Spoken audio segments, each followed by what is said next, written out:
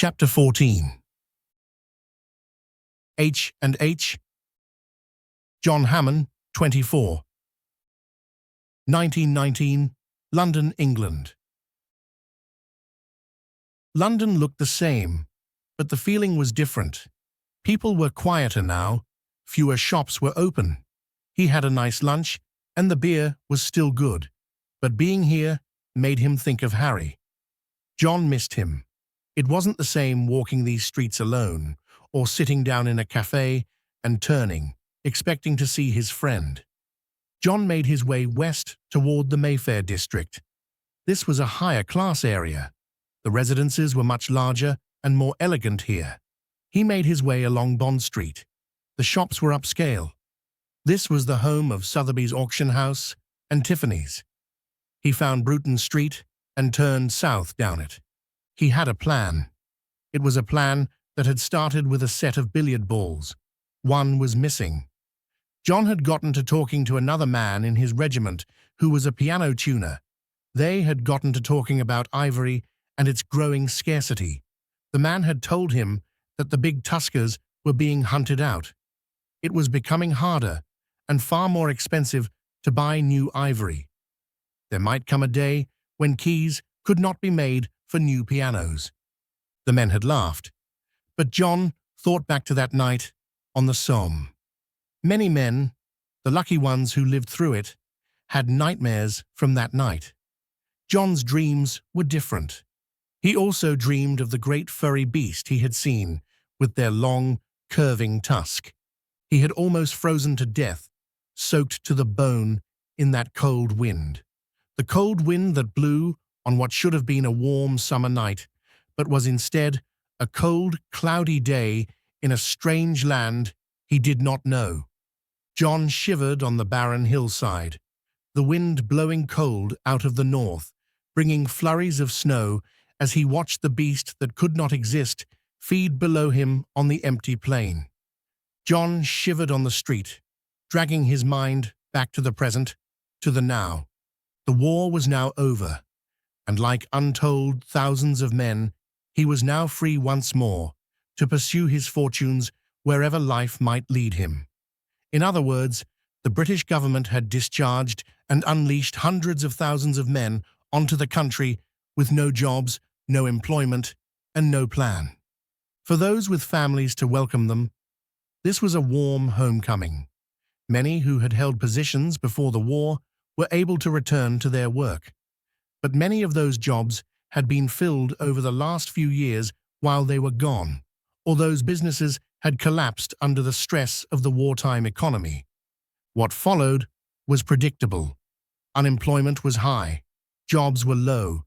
For someone without ties or family to support him, the outlook was bleak. John needed to get out of this country as fast as he could before his savings ran out. All of this led to the plan. The European colonies had heavily culled the elephant herds to protect their new farms, killing hundreds of animals at a time. This led to the ivory trade. As the older bulls were killed off, there were no more jumbos with massive 100-pound tusks on each side. To be sure, the country still had elephants, but it took 80 years for an animal to grow 100-pound tusks.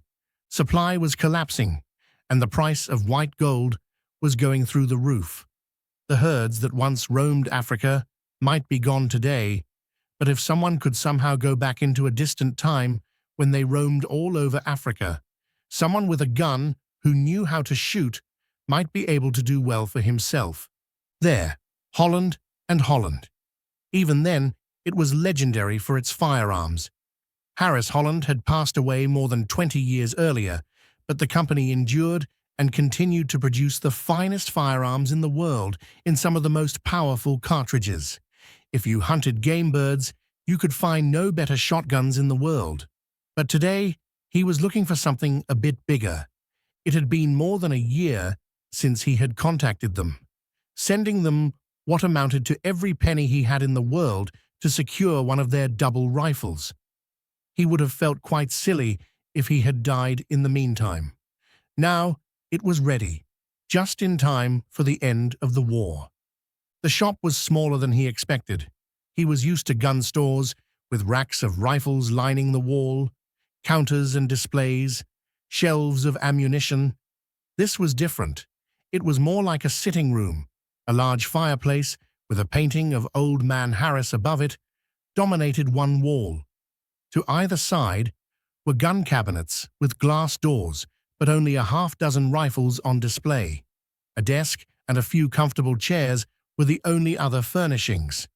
When John entered, a distinguished man with a graying beard and waxed mustache in a three-piece suit came in from another room to greet him. Can I help you? John was wearing his best uniform. It was clean, but a little worn. He was feeling a bit underdressed. Is this Holland and Holland, the gunmaker? It is. Do you have something for me? John realized the gentleman thought he was some sort of delivery man. Actually, I hope you have something for me. My name is John Hamman, and I've been corresponding with you about acquiring a rifle. Is this your storefront? John tried not to fidget and hoped this would not end with him being thrown out on his ear. Ah, the American. The man seemed to relax a bit, as he could now place John in his social hierarchy. John had seen this before. England was still very much a class-based society. They seemed to believe that everything would run smoothly as long as everyone stayed in their place. Being a foreigner put John in a slightly different category, outside their normal strata. Less than an Englishman, but more than a commoner. Being an American, John found he could associate with almost any level of English society, but would be treated more with amusement, as an oddity, than as an equal. But he wasn't really constrained by their class system. Yes, I believe your rifle is ready.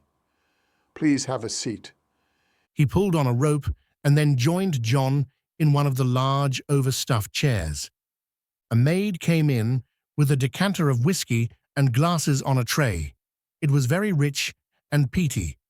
John did not want to think about how many years it must have rested in a barrel to become that smooth. What followed was half an hour of polite conversation, in which the man inquired about how John had come to be in his country's uniform, the war, and future plans. John explained he was preparing to leave for British East Africa, where he planned to try his luck at the ivory trade as a hunter. The man seemed quite amused. Well, that certainly explains the rifle. I dare say it will do you good service there. He seemed tickled at the idea of hunting commercially for profit. John was sure most of the man's clients paid extravagant amounts of money to do the same for sport. The ivory trade was, in fact, quite large, but it was beneath him to acknowledge that. They spoke of the other rifles John was taking with him. Eventually, the man stood and pulled the rope again, and a butler came in, carrying a beautifully lacquered wooden box.